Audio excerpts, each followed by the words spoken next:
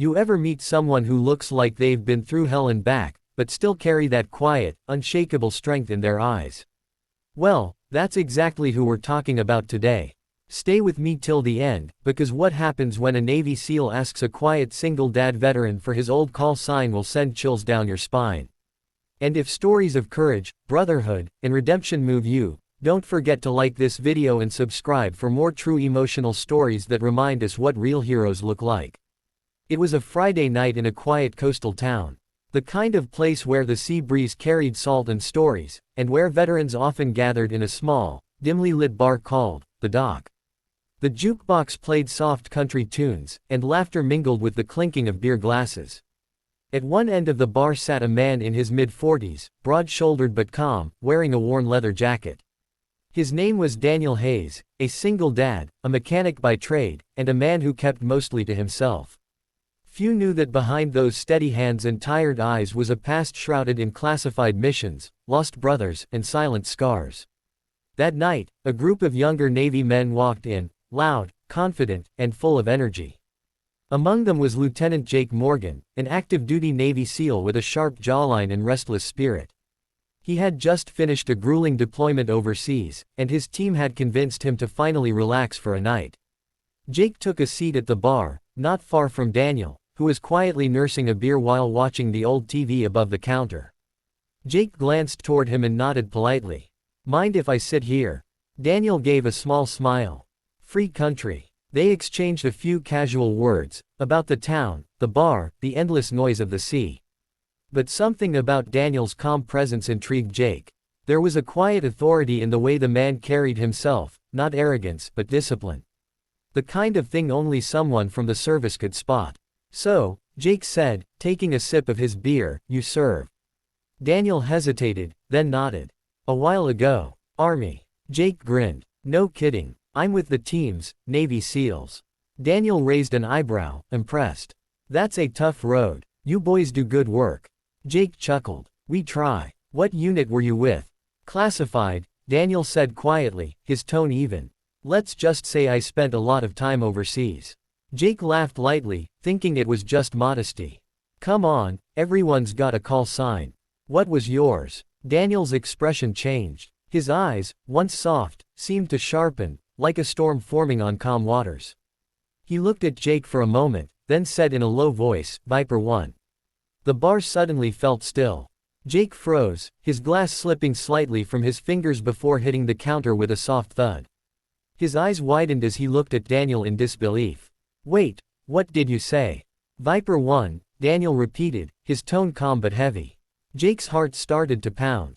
That call sign wasn't just familiar, it was legendary. You're the Viper 1. From Operation Black Dune." His voice cracked, and the noise around them faded. Daniel looked down for a moment, then sighed. That was a long time ago. Jake couldn't believe it. Every SEAL, Ranger, and Marine who'd ever been in the field had heard the stories.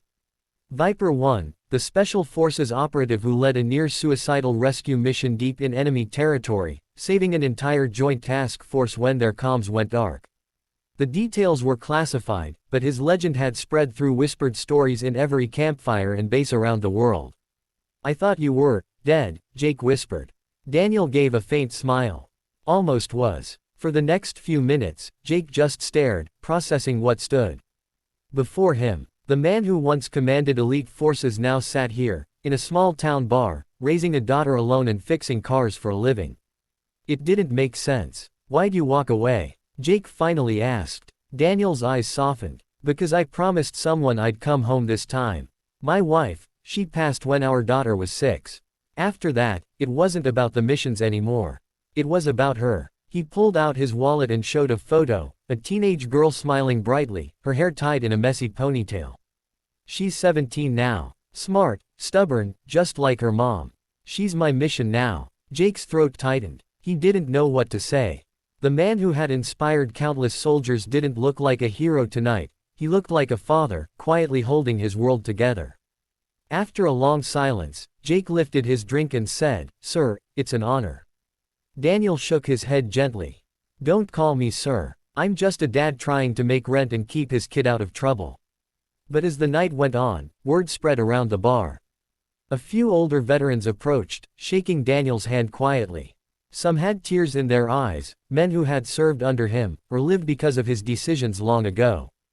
Jake watched as the once quiet man became surrounded by quiet respect, not for his medals or missions, but for the humility with which he carried them.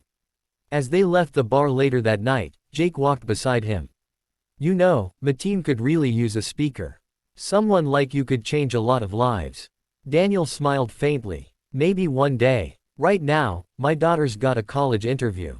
That's the only briefing I'm worried about." Jake chuckled. "Fair enough. But, Viper 1, if you ever come back to teach, the new generation will be lucky to hear from you."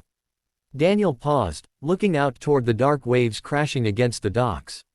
"The best thing I can teach them is what no one taught us, how to live after the fight." Jake nodded slowly, understanding every word. They exchanged one last handshake, firm, silent, and filled with respect that only warriors know. As Daniel walked away, his silhouette faded into the misty night. Jake stood there for a moment, the sound of the ocean echoing in his ears, realizing he had just met the kind of hero movies could never capture, the kind who doesn't brag, doesn't boast, and doesn't need recognition. And that night, every person who had been in that bar carried home a new kind of story, not about war, but about peace, sacrifice, and quiet strength. So if you've ever doubted the unseen heroes walking among us, remember this: sometimes the most powerful warriors aren't the ones still fighting, they're the ones who finally learned to live. If this story touched your heart, hit the like button, share it with someone who needs hope today, and subscribe for more stories that remind us what true courage really means.